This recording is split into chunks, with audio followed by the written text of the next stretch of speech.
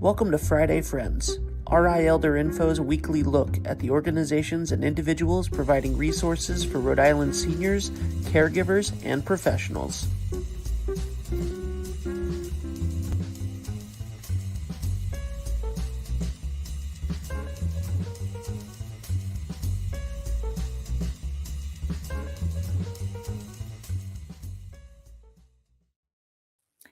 Good morning, everyone. Happy Friday on this first Friday in the month of August in 2022. It is 9 a.m. and you are joining me here. So you know what that means. It's time for Friday Friends. Friday Friends every Friday, where I come on and introduce guests that have information that you need to know about. If this is your first time joining, I am Deb Burton, the Executive Director of RI Elder Info and creator of RIElderInfo.com. We're a nonprofit here in Rhode Island that maintains the most comprehensive resources for seniors, caregivers, and professionals who serve them. And it's our mission to provide a one-stop resource for anything that you might need in order to be successful in aging independently. Now, we are a nonprofit and we are eternally grateful to our sponsors and our donors. So big shout out to Oak Street Health, to Aetna, to United Healthcare, and to Tamarisk Assisted Living. Neighborhood Health Plan has come on board, and we love England Studio. They are our web design team. So if you visited rielderinfo.com, you've seen what it is that they can do.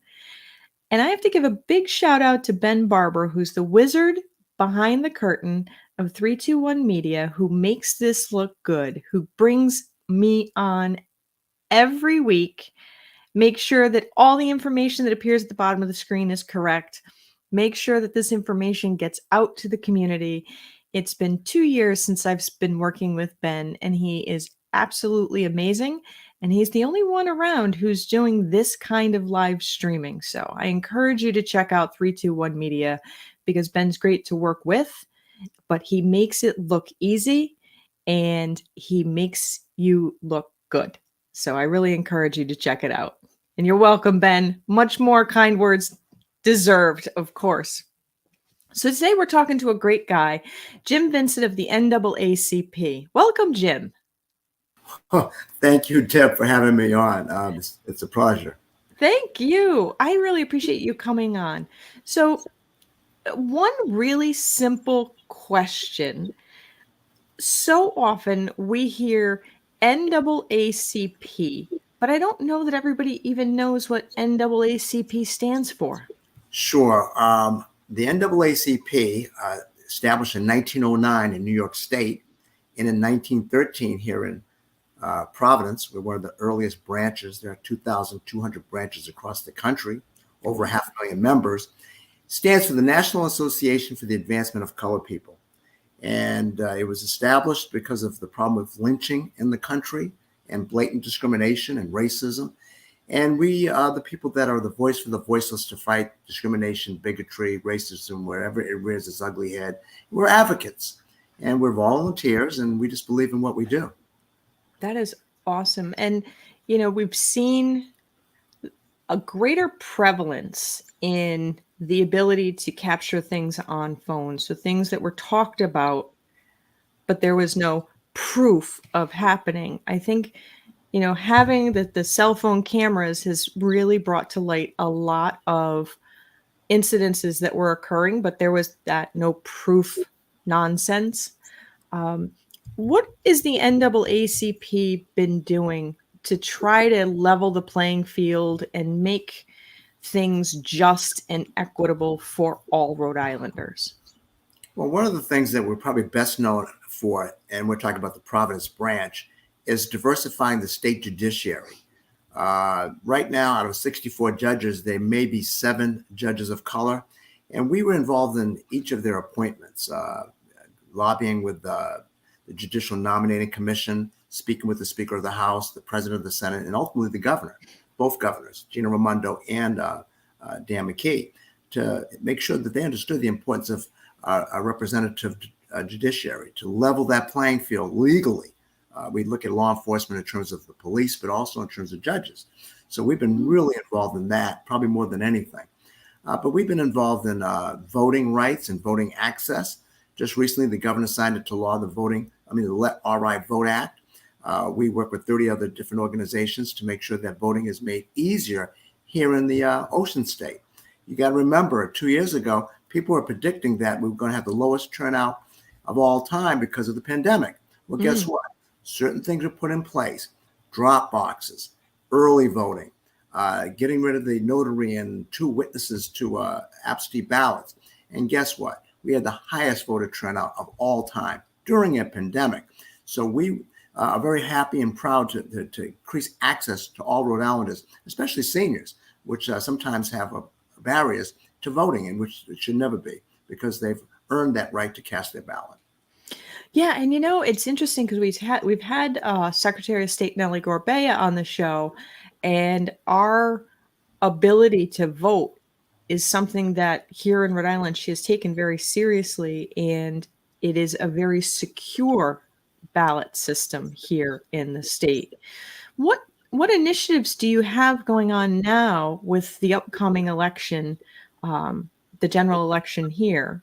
What initiatives do you have now that will help people be able to get out to vote? Well, Deb, as you're aware of, this week the Senior Agenda Coalition had a gubernatorial forum, and NAACP Providence branch was a sponsor of that, as well as many others. And so we're really proud that went very well. I know we both were there, and to see how great that was. But we're not going to stop there.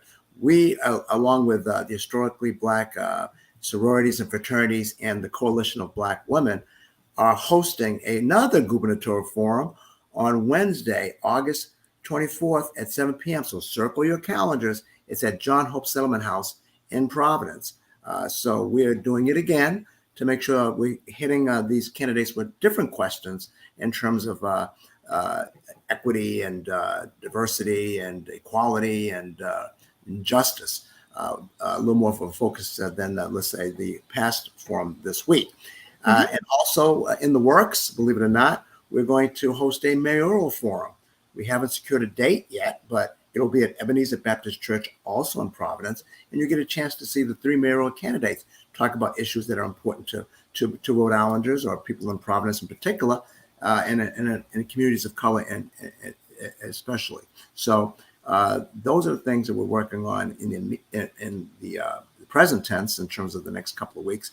But we're always working to make sure that there's police accountability, to make sure that minority business enterprises have an equal chance of getting contracts with the state. We just recently saw that $11.6 million was put into the state budget in terms of food security.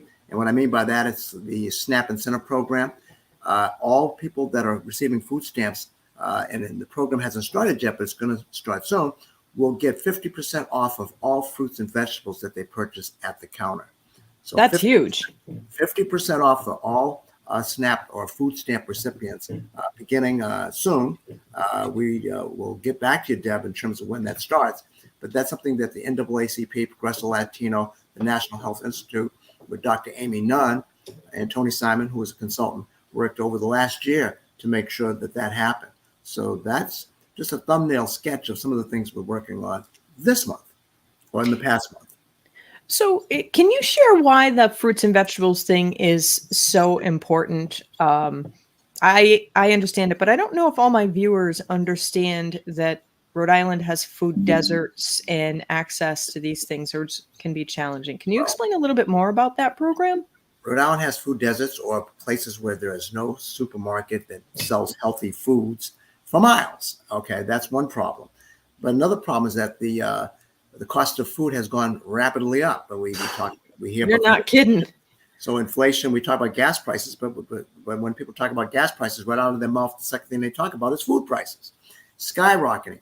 And what prices go up the fastest? It's the healthiest foods, it seems like. It's the fruits and vegetables are the most expensive, where the so-called junk food are more reasonable. So what do people do to try to feed a family or to try to feed themselves? They might have to load up on the junk food, or I wouldn't say junk food, but not as healthy food. and sacrifice the healthy eating, which lead to poor nutrition, which leads to diabetes and hardening of the arteries and hypertension and all those kind of ills that really affect one's body or one's health, one's family's health, which then taxes our health system because people have to go to the hospital much more to deal with illnesses that could be prevented if they ate better or ate more nutritious meals. So we food insecurity is something that's important in terms of the NAACP Providence branch. So we gladly joined the coalition of people that were trying to get that in the budget, similar to the voting coalition, similar to other coalitions that we involved in to make sure that there are police accountability. So we're right on the front lines, we like to say, and we're all volunteers. We believe in this. I've been the president of the branch for the last 12 years. I'm a member of the branch for 19, and I'm proud of the fact that I'm helping people that have helped me in my life in terms of when I was younger, and that's the NAACP and other civil rights organizations. So in the time that you've been involved with the NAACP, what changes have you seen, good or bad, in society when it comes to equity and racism? Well, unfortunately, over the last, let's say, 4 to 5 years, since 2017 or 2016, we see an increase of racial incidents. I'm not going to blame any one person for racism. Racism is insidious, and it started when the country started, or even before the country started. There's always been racism. There's always been people that want to scapegoat the other, people that don't look like them, for their own ineptitude or their own problems or their own conditions. They don't want to blame themselves. They want to blame somebody else. Mm-hmm. And that's, in essence, how I see it. There's a lot of scapegoating that goes around, especially in times when people are going through a lot of tough times. You don't see it probably so much when people are in good times, but when people are in tough times, they're looking for people to tell them who to blame. And usually they blame people of color, people that are different.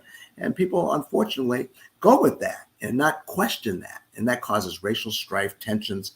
We see the Jewish community going through stuff as well. So it's religion. We see gay and lesbian. So it's gender, based as well. Anybody that's not, I guess, white, Christian, whatever that so-called ideal American is open to be ridiculed, attacked, harmed. And, there are people that are trying to work against it, but it's tough. It's tough. There's a lot of people that are they just feel this great need to blame somebody for their own problems. And that's unfortunate.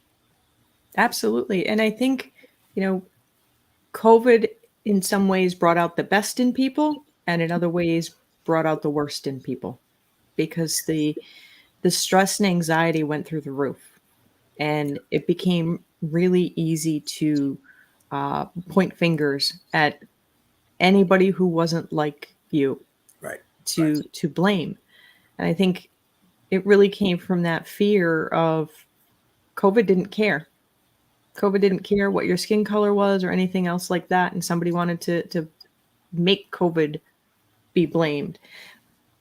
But one of the things that COVID did do is it disproportionately impacted our Black and brown communities, whether those were our healthcare workers, because a lot of times people don't realize our healthcare workers, the ones who are caring for us when we are at our sickest and most vulnerable, that our healthcare workers may not look like us, which has its own problems.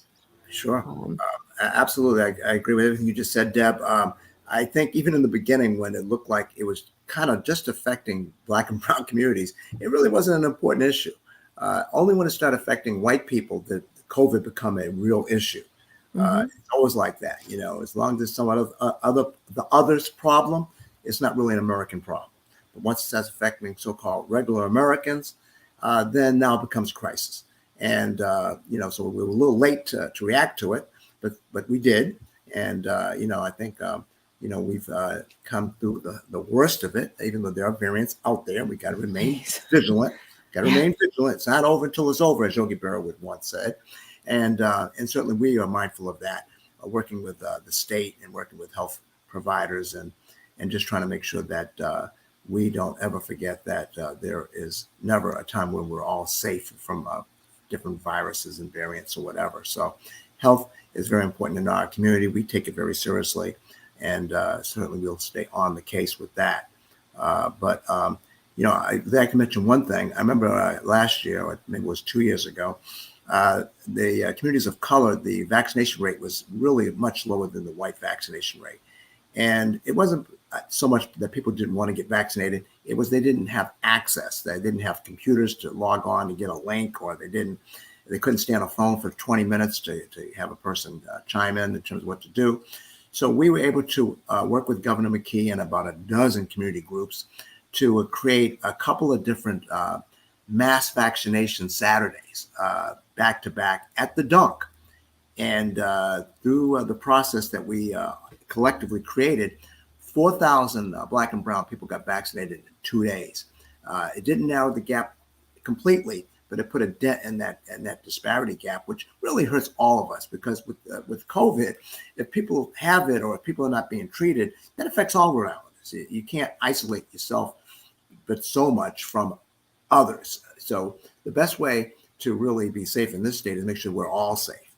And so we all should be rooting for each other to be safe and have access and to make sure that those barriers are eliminated or at least alleviated somewhat. So I'm proud to have been part of a coalition working with the governor. I guess it was maybe a year and a half ago. I can't remember exactly when it was, to vaccinate a number of people, 4,000 in 2 days, and it just made a difference. There were seniors involved in that too, as well, because we have seniors of color that didn't have the access, and we worked hard to make sure that they did. You know, Jim, you bring up something, and it made me think that when we were discussing vaccines and individuals not getting the vaccines, I heard a lot of people say, well, the Black and brown communities, Black communities especially, don't want to get the vaccine because of the Tuskegee incident, where the government used African Americans to study drugs or not providing drugs for a particular illness, just to see what was going to happen. And it was horrific. It was a real shame in that period of time and that kind of thing. But I feel like the reality was a lot of folks didn't engage in conversations with people who didn't look like them to find out what the real reason. So when you're saying they can't stay on the phone, they can't get online, well, that has nothing to do with a bad research study. And that has a whole lot to do with people not talking to each other to say, why can't you get the vaccine, or why aren't you getting the vaccine? Yes. So does the NAACP foster dialogue among communities to make sure that it's not, I'm thinking you're not doing this because of this reason, and your reality is like way over here? Yeah. Do you work to have these community conversations? Yes, well, Deb, thank you for saying that. I'm not going to discount the Tuskegee horrific study. I'm not going to say there weren't people that were a little bit taken aback by that, and then that, which affected their trust in government. But that was not the majority of Black folks that I knew. Certainly, to say that it had no impact would be disingenuous. It had minimal impact, I felt. Majority of people I talked to, and what I think was the major problem, was access. And I do talk to people. I work with media all the time. I'm on TV, I'm on radio, I'm in the Providence Journal all the time, and I speak about these things. And so I was, from the beginning, saying this is apples and oranges. Tuskegee was, withholding vaccines, where this is giving vaccines. So just from the jump is different, and that the first person in America to get that vaccine was a Black woman nurse, and it was given by a Black female doctor, and it was Moderna, which a lot of people gave a lot of the credit in terms of the discovery to a Black 34-year-old female scientist. So I did not know that. And so I knew that, and I was on the airwaves talking about that, and talking about how it was apples and oranges in terms of Tuskegee, not to say that people's fears are not real, but to try to give them more informed evidence of what really was going on, in my estimation, or the NAACP's position. And we were successful because we made people that were in control of the access understand that they had to do better. I was part of the Governor Raimondo's Equity Council. I remain on Governor McKee's Equity Council. And that council is to talk about these kinds of conversations that are not had oftentimes about the intricacies of culture and access and those kinds of things that connect dots that make programs either successful or not successful. So we continue to work hard to make sure that these misconceptions and this lack of communication between groups is minimized. And so I'm certainly, going to be doing this for the rest of my life. I've been doing this. I've been out in the community working for the last 45 years, 32 of them in Rhode Island. So I'm not going anywhere, and I will continue to fight hard to make sure that we do have access to everything that's necessary to make us a better state. So, Jim, in general, not specific to older adults, anybody who's watching the show right now, we have parts of Rhode Island that are really pretty monochromatic. And there's not a lot of opportunity to interact in your community with people who are in any way different from you. If there's communities that want to explore having conversations and to learn about different communities, how do they go about doing that? How can they reach out to foster a dialogue to say, in our elementary school or our high school, the majority of the students are Caucasian, but we want our students to be educated about all cultures. How do they reach out? How do they do that? Some people have already done it over the last 2 years, especially after George Floyd's tragic murder. So I have talked to high schools and grammar schools, middle schools, where almost every student was white. They reached out to me. Some of them have my cell phone. I'll give it out. We have the NAACP number on the scroll, but I can be reached at 401-261-0174. Again, 401-261-0174. Or you can shoot me an email, jvincent577@gmail.com, jvincent577@gmail.com. That's JV, J Vincent. Just call me. I mean, I have a relationship, for example, with the North Providence Rotary. I talk with them. I think it's the third Monday, I forget which Monday, every month, and I've been doing it for the last couple of years. And because they want to know more about, my community that I serve or whatever, what they can do to be better citizens, more intentional, more so that they're not reacting to things, and more so that they can just say that they're doing something other than saying, well, I'm not a racist. Well, that's no longer good enough. That's no longer good enough. Saying that, if you're not part of the problem, you are part of the solution. You can't be neutral. You can't be on the sidelines. You got to get in the game. No more spectators. We need active participants. Get in the game. Come on in. The water's fine. So I urge people to come join the NAACP. I need to say that. And that you can go to NAACP.PROV.org, our website, and there's a place to join. And it's $30 a year for the general membership. It hasn't gone up, I don't think, in 30 years. And then we have our meetings the third Thursday of the month at 6 p.m. We now are going to be in person. We have one more meeting in person at United Way, which is 50 Valley Street in Olneyville in Providence. But then after that, we're going to be meeting at our headquarters at John Hope Settlement House, 7 Thomas Whitten Way, over there in Providence off Westminster Street and near Wiggins Village at 6 p.m. the third Thursday. Now, for those people who are still worried about the pandemic, we're going to do a hybrid. We'll always have a Zoom component probably forever. So you can do Zoom, you can do the in-person. Just contact NAACP's number or my number or whatever. We'll connect you to Nicole Tinkle, our branch secretary, and she'll get you right in there. So, yeah, I mean, I'm willing to talk to anybody. Like I said, I have relationships with, I went to Pontiac High School one day. I remember being on a panel out there in Foster, Gloucester. And then I mentioned North Providence Rotary. We engage monthly. So we got a real good group going with that. But there's been churches, there's been synagogues that I've been a speaker at over the last 3 years. So I don't think I've ever turned anybody down. It's only when there's a conflict in scheduling, and usually when that happens, we schedule a time when I am free. So I have 100% record in terms of getting back to people and actually showing up and speaking via Zoom or in person. I'll be there in person. I have no problems with that, because I know that's the way to do it. I mean, I talk to the choir all the time, so it's like singing to the choir. And every now and then the choir needs practice. I understand that. I want to get people that are not even in the church. At least if you get in the church, you don't have to join the choir, but at least get in the church and listen to our message. Yes, yes, absolutely. And I think that that's one of the things that's really, really important.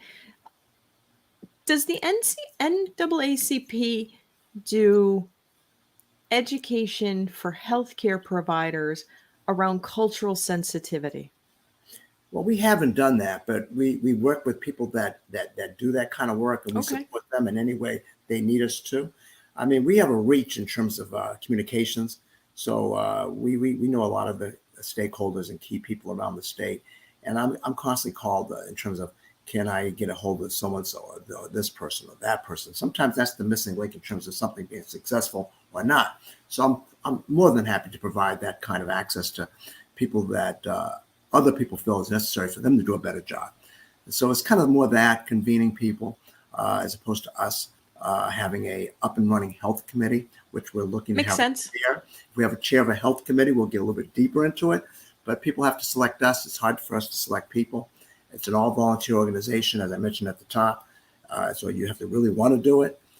And there are people that do. It just means that they have to know how to contact us and once they do. And I have somebody that just moved into the state. We're having lunch next week, and he wants to get involved. So it comes, out of nowhere sometimes, people wanting to get involved. That's it. You never know where the path might take you. Mm-hmm. That is really good. So are you guys a nonprofit? Yeah, we are. We're a 501c4, which is Okay. different than a 501c3. Our national office, which is in Baltimore, they are a 501c3, our national organization. But the branches, of which there are 2,200 across the country, are 501c4s. So it's a little bit of a difference in terms of what we can or cannot do. I don't want to do a nonprofit 101, but that's exactly what we are. And it works well for us. And like I said, we are engaging the community on a constant basis. One of the things I do not do, just to let people know, I don't make endorsements in terms of candidates. We endorse issues. We don't endorse people. And then hopefully the people that are in the office deal with the issues that we feel are important. And that's how we work. And I think that's served us well over in Providence, our last 109 years. Yeah, yeah. And, RI Elder Info doesn't endorse specific candidates either. We just bring you the information and allow people to make their own decisions. Sure. So if you want to get another crack at the gubernatorial candidates, circle those calendars. It's going to be Wednesday, August 24th at 7 p.m. at John Hope Settlement House, 7 Thomas Whitten Way in Providence. Be there. I'll be there, and there's going to be a number of great people there. And you get a chance to get another crack at the people that would be governor of the state of Rhode Island. And don't forget, we're going to have a mayoral forum. So we'll announce the date. It's going to be at Ebenezer Baptist Church. You get a chance to talk to the person that's going to be the next mayor of Providence, the capital city. Very important. Absolutely. And Ebenezer Baptist Church is a beautiful church. Absolutely beautiful inside. Yes. Absolutely. Yeah. So, Jim, if people wanted to support the work that you're doing, can they make a donation to the NAACP, and how would they do that? Oh, certainly. I thought you would never ask. No, I'm only kidding. No, NAACPPROV.org. You go to our website, and then there's a donate on the website, and you can donate anything you feel that you can do. We have no suggestions of what you should donate. Just donate as much as you can. We'll be happy with you. And please join. I mean, if you want to join us, you can join that $30 general membership, which you'll have to pay every single year, or you could do a life membership. It's $750 one time, and now you're in for life. We have you for life. Or you can do a subscribing life membership, which is $75 a year for 10 years. And then there are youth memberships as well, which are less. I think is $10, something like that, maybe 15. Youth memberships. So there's different ways of joining. You get the Crisis Magazine, which is one of the oldest magazines in terms of civil rights in the country. A lot of good information in that on a regular basis. But the main thing is that membership is the lifeblood of our organization. We see groups like AARP and the National Rifle Association. The reason why they're so powerful is because of their huge membership. So we encourage membership. It's important. It's not something that we don't take seriously. We do. And, so if you want to do it for $30 a year, then go to the website. Now let's look again at the gubernatorial forum. We're going to again be at John Hope Settlement House. Now we're going to be looking at the candidates running for governor, and it's going to be at 7 p.m. 7 p.m. At John Hope. So on what day? On August 24th, which is a Wednesday. At 7 p.m., August 24th. And we encourage people to come. And we'll be there, ready, willing, and able to have a really good forum like we had at the Senior Agenda in East Providence High School this week. And then, because there is a mayoral race in Providence, we can't forget that. That's important. We're going to be doing something in Ebenezer Baptist Church, and I don't have a date certain yet, but we'll be getting it over to you, Deb. As soon as I get it, you're going to have it. You can talk about it in your next show. And we want people to be there to see who's going to be the next mayor of Providence. So, these are some important elections coming up. We also want people to know that if you're not registered, you need to register by August 14th. And then I think there's early voting starts, I think, the next day. I'm not quite sure. I'm doing this from memory. But early voting, is getting ready to start very soon. And also absentee ballot applications, you got to request those. So at a certain time in advance. So let's get on it. I mean, voting is the franchise. It's what makes you a citizen, what helps make us a democracy. We see people trying to destroy our democracy. We're not going to let that happen, right? No. Fight to preserve our democracy. And the best way to do that, to do something that people don't want us to do, we're going to vote. We're going to vote, and we're going to make sure that the Let Our Right Vote Act, which the governor signed, which made voting easier, is going to be something that's more people can take advantage of in this busy world of scheduling, where people sometimes work as many as 3 jobs in one day. We understand it, or they're in nursing homes, or they're shut in. They don't have that access, mobility issues. We're trying to look at all of that. Rhode Island Disability, we work with them. They were on my show last week talking about the dates and the different things you're going to see at the polling place. Kate Bowden, who's a senior attorney there. So I'm working tirelessly to make sure that the information is out there. And that's what we do at the National Association for the Advancement of Colored People, Providence branch. That is awesome. Absolutely awesome. And I can't understate how important it is for people to get out and vote. I feel like this year is going to be super important because the next 4 years are when we're really going to see a large wave of older adults. And we want to make sure that our candidates have that in mind, and that older adults of all races and ethnicities and languages are considered and cared for. That's important every day, but with this influx of folks who will need help, this election is very important. It's very important. I'm a fellow baby boomer, so I certainly resemble the folks that we're talking to, that way. And certainly, we, have had an interesting life up to this point. Now we're in a different phase, and we got to keep plugging to make sure that our quality of life is at the level that we're accustomed to. Absolutely. The best that we can. For those of us who are less fortunate, we got to make sure that they have the accessibility to do with the best that they can do to have the kind of life that they deserve. And I'm going to keep fighting for that all the way to the end. And I just want to make sure that I come on shows like yours, Deb, and any other show you can refer me to get that word out that, we're here. We're a voice for the voiceless. We're fighting for the people that have been left out, left behind, the underserved, the people on the margins. We shouldn't have that in America.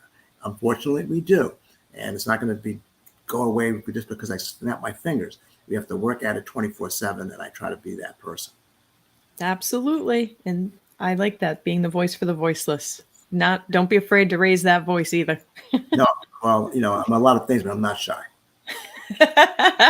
I'm glad. I am really glad. Jim, I'm really glad you had the time to come on today. I think that this is really important to get the word out, what the NAACP is doing and has done. I really appreciate you coming on. Well, thanks, Jeff, for the opportunity. This is big. Whenever I can talk to quality people like you who are doing so much for our community, it's like a double, applause, because, I'm as big a fan of yours as I'm sure all the other folks in Rhode Island are. So kudos to you and all the great work that you do, especially on Fridays mornings at 9 o'clock. Thank you. I appreciate it. Thank you. Well, everybody, if you weren't sure what the NAACP was or was doing lately, you've heard it straight from Jim, who is head of the Rhode Island NAACP. And I encourage you to reach out to his office to learn what else can be done in your community to make Rhode Island a good place to age for all Rhode Islanders. You all know that that's something that's really important to me, is that we make sure that we reach all Rhode Islanders, not just some, not just ones who look like me, but that we reach all of them. Because regardless of our race, our ethnicity, the language we speak, God willing, we will all one day be old. And we all want to live with dignity and respect. And that is something that we need to work on starting today to make the world a better place for all of us tomorrow. So I look forward to seeing you all again next week. In the meantime, be well and be kind. If you liked this video, please follow us on social media and subscribe on YouTube. For more information, visit rielderinfo.com or call 401-585-0509. If you have any questions, email deb@rielderinfo.com.